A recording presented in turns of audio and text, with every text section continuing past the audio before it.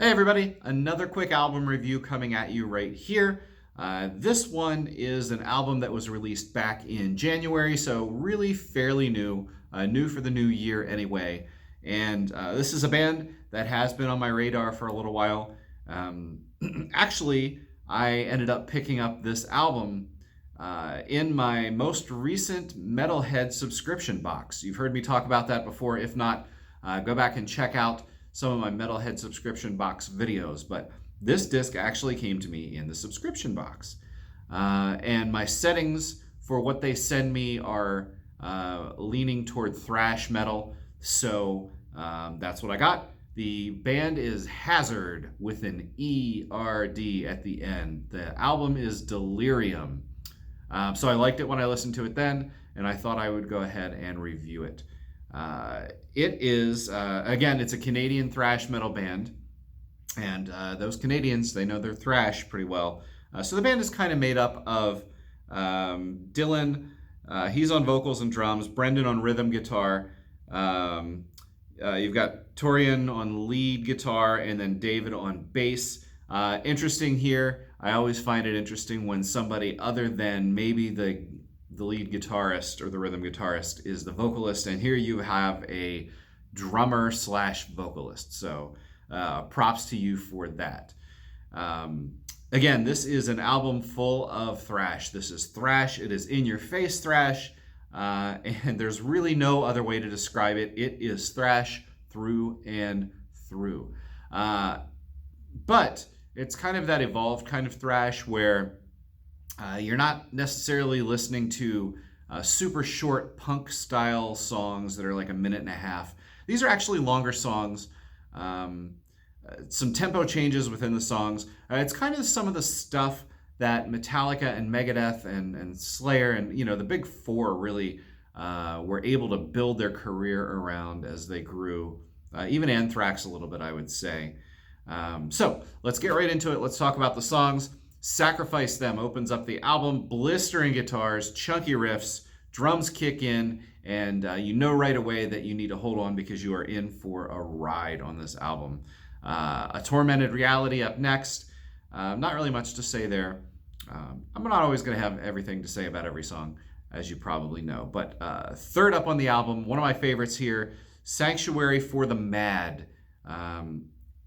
I feel a little bit of Iron Maiden slash Judas Priest vibe in this song, both in the lyrics and the guitar sound, even a little bit in the vocals. So I feel like they're channeling their inner heavy metal hero here in this song.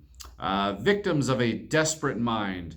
This one's a little bit slow, and then it breaks into a sprint after that. So kind of nice again. You have a little bit of variety, so you're not listening to an album that is just pounding the whole way through with no kind of break.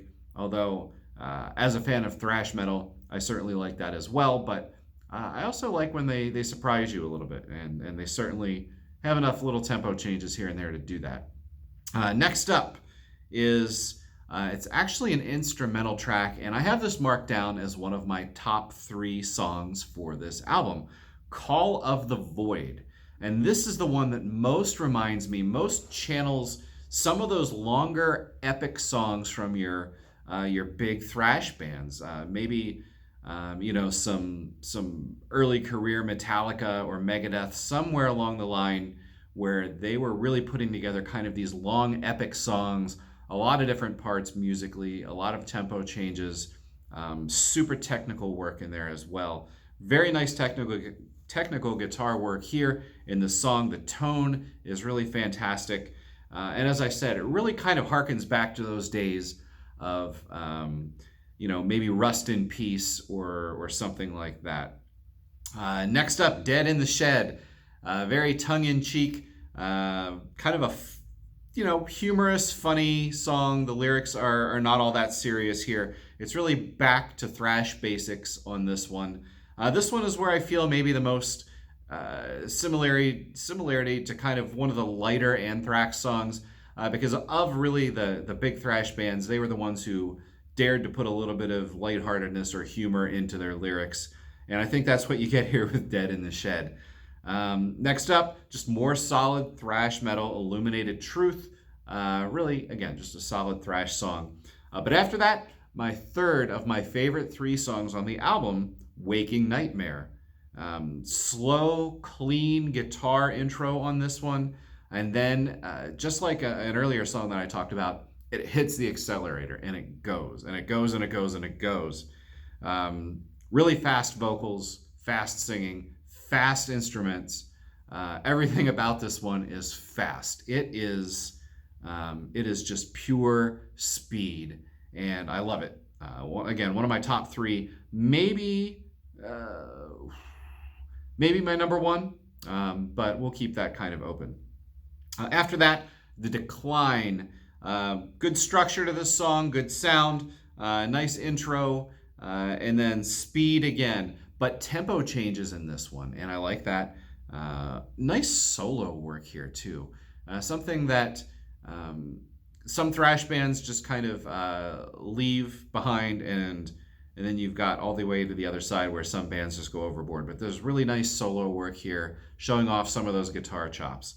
And then finally, very appropriate, the final song is called The End. This one has an acoustic intro. Kind of instrumentally, it's almost a little bluesy in the overall tone of the song and the sound. But anyway, that finishes up the album. So as a whole, again, Hazzerd, they do it well. They've got a couple of albums, and if you like Hazzerd, you are going to love this album. I love this album. It's one of my favorite thrash albums that I've heard recently. Certainly starting off the year in 2020, it is leading the pack for my favorite thrash albums of the year at this point. They have some fun, they don't take themselves too seriously, and they just hit you over the head with their speed.